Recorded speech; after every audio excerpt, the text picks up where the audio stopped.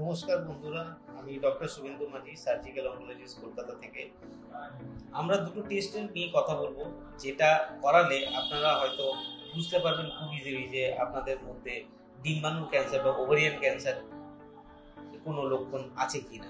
তার মধ্যে হচ্ছে একটি টেস্ট হচ্ছে আলট্রাসোনোগ্রাফি অফ হোল অ্যাবডোমেন, আর আরেকটা ব্লাড টেস্ট হচ্ছে সেরাম CA-125।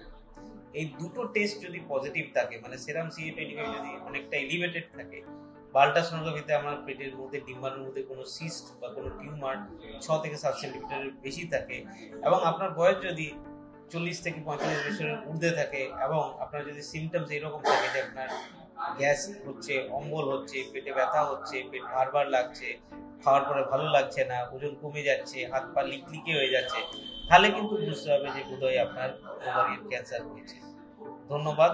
লক্ষ্য রাখুন আমাদের পেজে, এবং অবশ্যই শেয়ার করবেন, সাবস্ক্রাইব করবেন, এবং যাদের যাদের মনে হয় এরকম সিমটমস আছে, অবশ্যই আমার দেওয়া নাম্বার, এই নাম্বারটা বলে দিচ্ছি, 8961 857 682, 8961 857 682। এটি আমার পার্সোনাল হোয়াটসঅ্যাপ নাম্বার। আপনারা কিন্তু হোয়াটসঅ্যাপ করে আপনাদের কোনো সাইন সিমটমস থাকলে ফ্রিতে, দ্বিধাবোধ করবেন না, আপনি ডিসকাস করতে পারেন।